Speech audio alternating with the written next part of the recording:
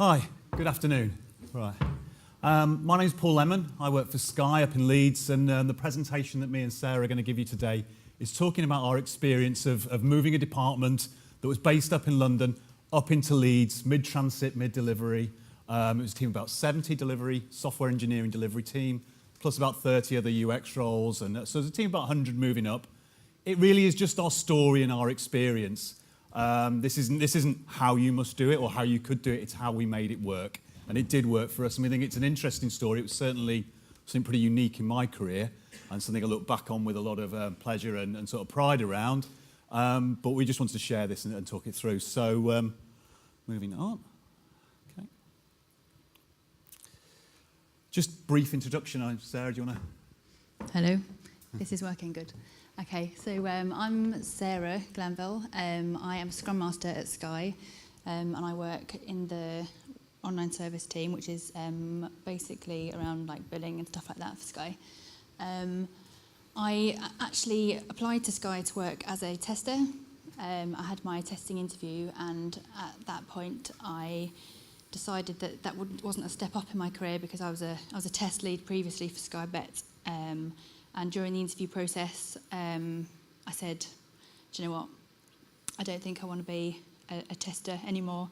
And the people that were interviewing me said, okay, well, what is it that you like about your current role? Why did you apply? Why do you want to work here? And I described the things that I wanted to do in my career, and they asked me if I wanted to apply for a Scrum Master role instead.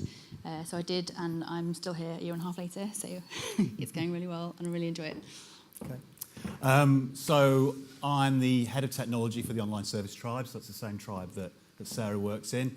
My background previously was at the BBC, so I worked in Salford, and the kind of really useful experience I brought from that was I worked in a corporate where a large chunk of software engineering had moved up north, so I kind of understood the vision of what this could be. So when I got this opportunity to actually join Sky and make this happen, it was something I jumped at.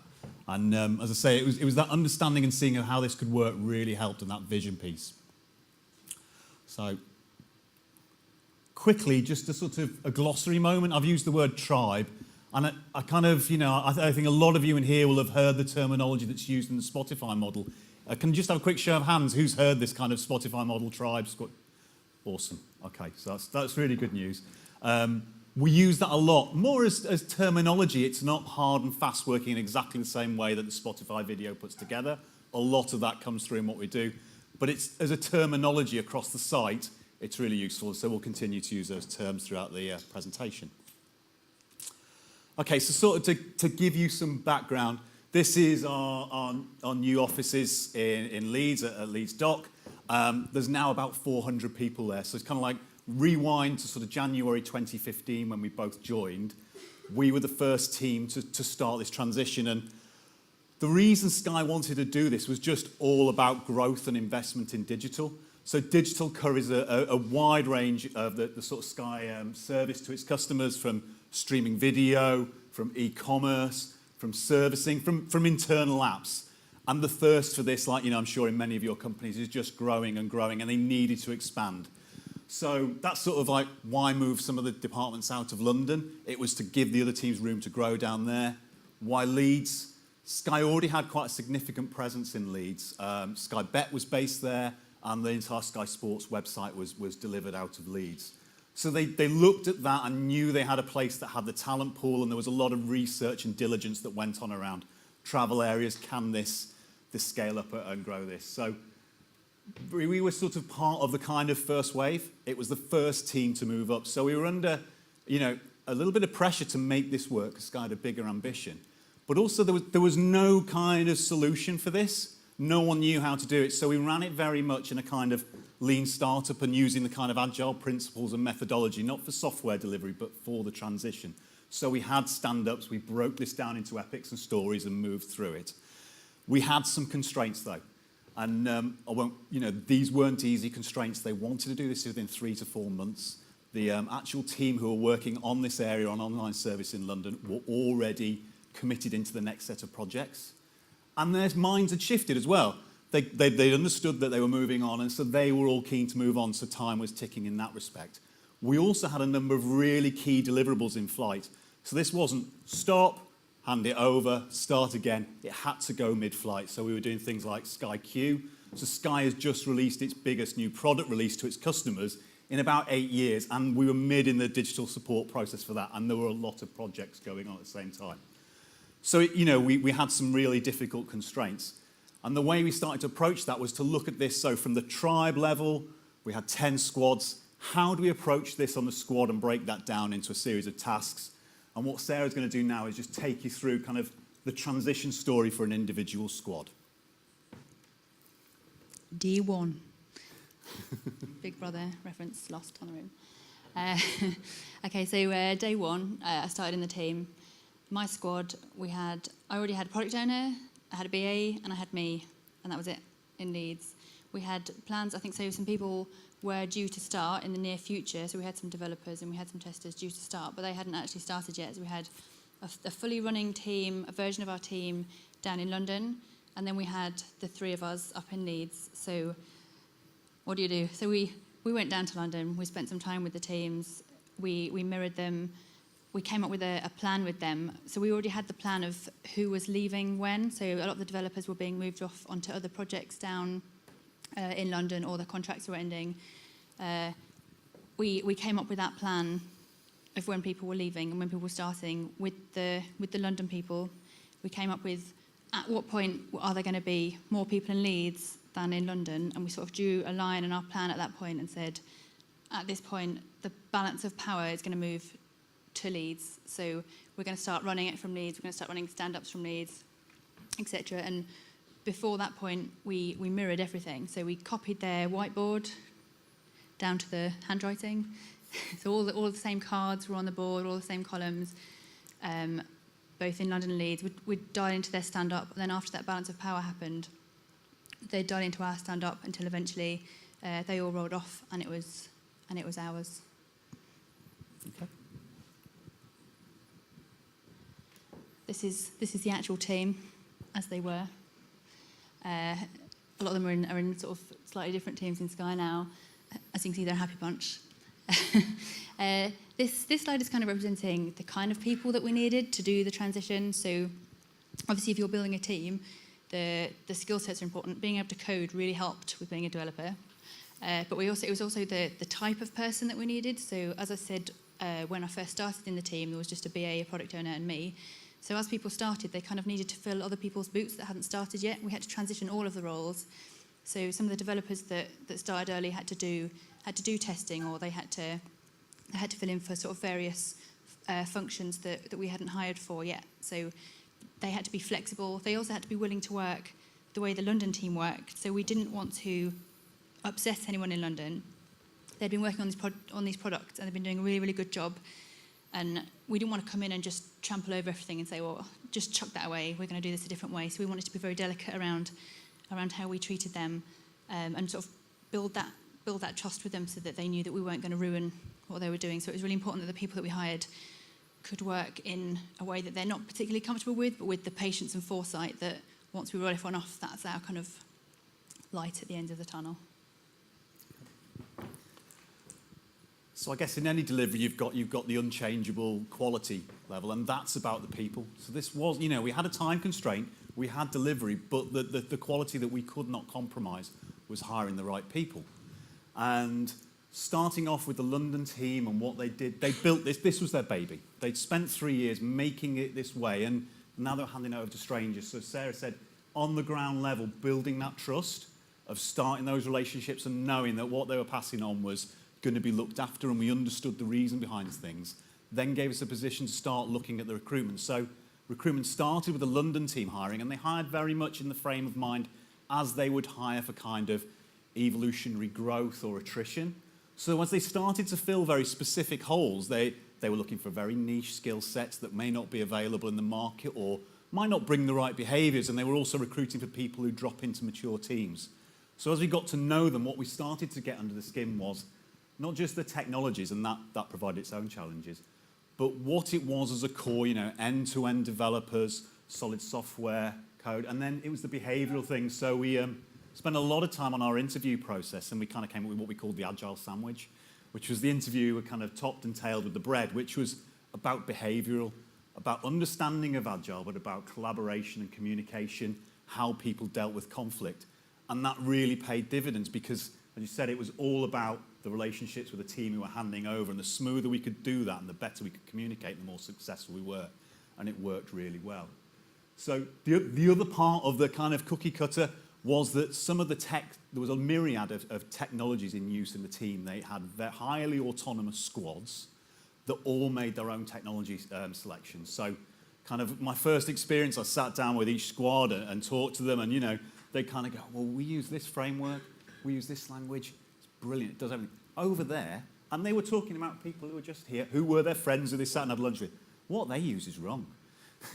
So what we knew, we already had this challenge of technology that wasn't necessarily widely used in Leeds, and a fractured technological landscape, which we knew with the ambition Sky had. We needed to do bigger things. We needed these teams to collaborate. They were working on small apps, and we needed to pull that together.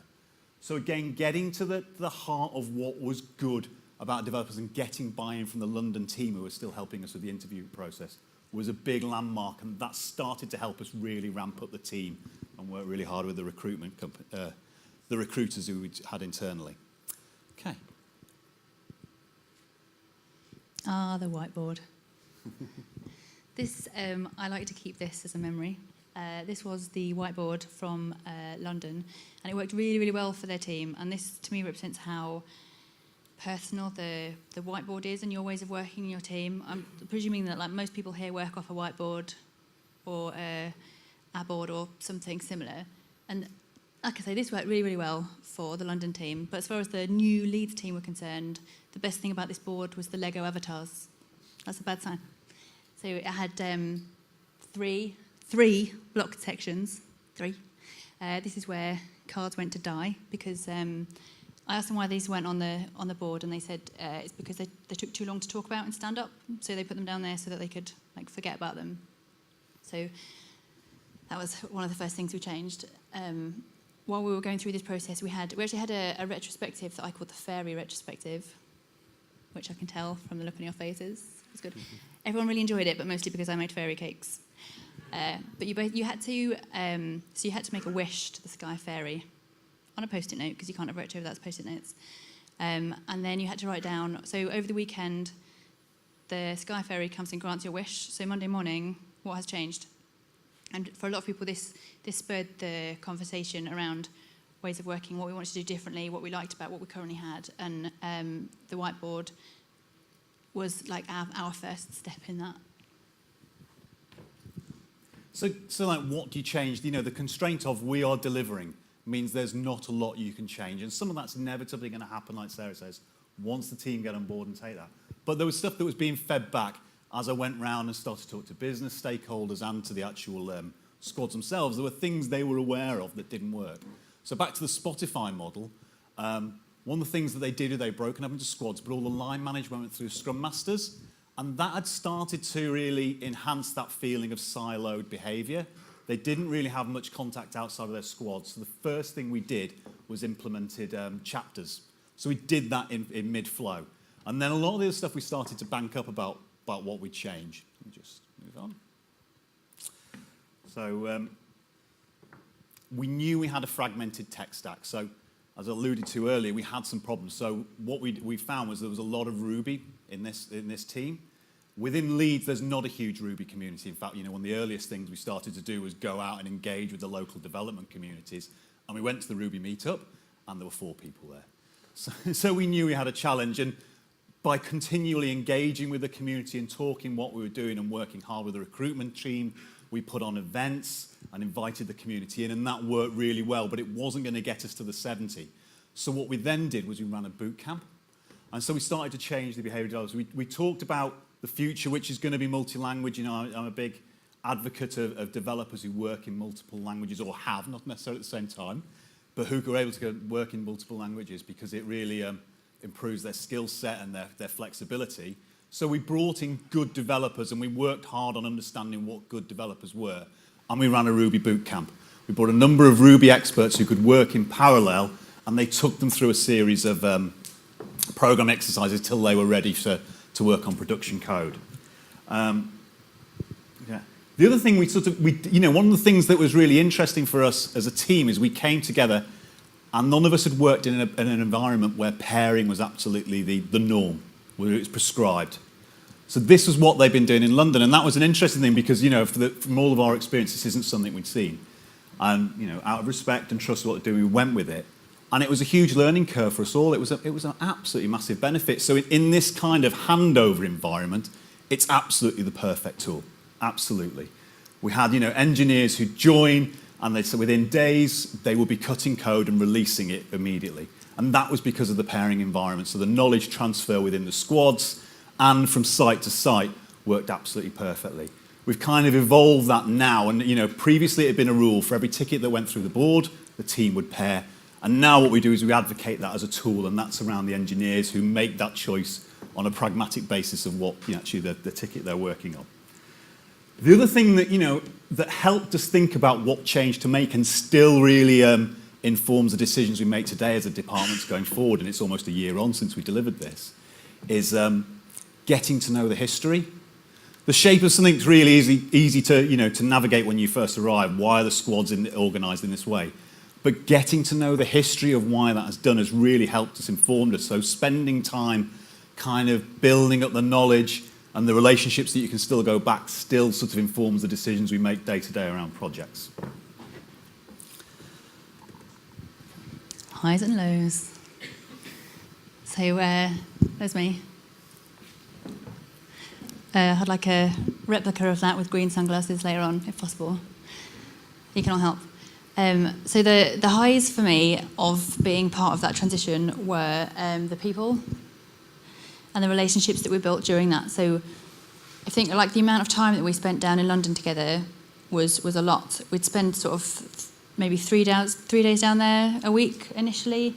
We were all spending time away from our family. We were working in ways that we maybe didn't particularly want to, with knowing that we were going to change it in the future, and that really, really gelled us as an initial team.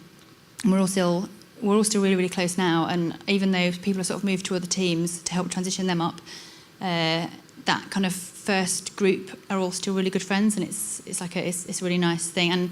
And that first day when we changed the whiteboard was it was amazing. It felt like someone had lifted a cloak off, and we were finally our own team. So those are the highs. The lows, I think looking back, we maybe could have done it a bit quicker. I think when we came up with our transition plan, we were very, very careful of not wanting to upset anyone in London, and I think we maybe could have suggested a few changes a bit earlier to make that a bit less stressful, but I don't have a time machine, so we'll never know. Okay, and then sort of looking at that kind of the tribe level. So first of all, we did it, and we did it within the time, and we did it against some constraints at first that when I first sort of took on the job, I thought may prove impossible. So that was a huge success, and what it meant is that we've now got 400 people in Leeds. There are 7 tribes, all in a similar transition, and it's gone from being something that we don't know how to do to being something that we can mobilise around and repeat. And so that's a huge success. The process kept on evolving. They're not doing it the same way we did it now as they move them up, but it certainly informed it, and I take a great deal of pleasure in that and informing it. One of the things that I think we're still working on, and there's a talk now about autonomy and motivation, which actually fascinates me. The autonomy that we had in the different squads improved a lot. We started to gel on a technological level, but we still have challenges, and it's actually become a program in itself. All of the tribes that moved up were in different places, and we've started to implement a program now called Project Blackjack, and that's almost like a separate talk about how to keep that engagement, keep that motivation, keep that automation. But I think it's about spelling out what's within your remit in the squad to change and what isn't, and how do we start to build up to a greater whole. And I think that's something that's still an ongoing process, and we did it. We made first steps, but I think perhaps we could have done more just to work with the new squads and take some of that behaviour away that they actually inherited and brought up. Okay. So that's my view on it, and there's our new Leeds Dock site. Before we wrap up, what I'd like to say is that this has been our experience. It's just a story, and it's a short story. It's not prescriptive, but we love sharing experience, and what we've done is kind of done reciprocal visits with a number of other teams. If anyone's interested in coming to see us or having us come to see you and talk about your kind of experience in the same scale teams and same ways of working, or transitions that you're looking at, we'd love to hear from you. There's our Twitter accounts, or, speak to us. And that's sort of the end of the talk. I mean, are there any questions? I think we can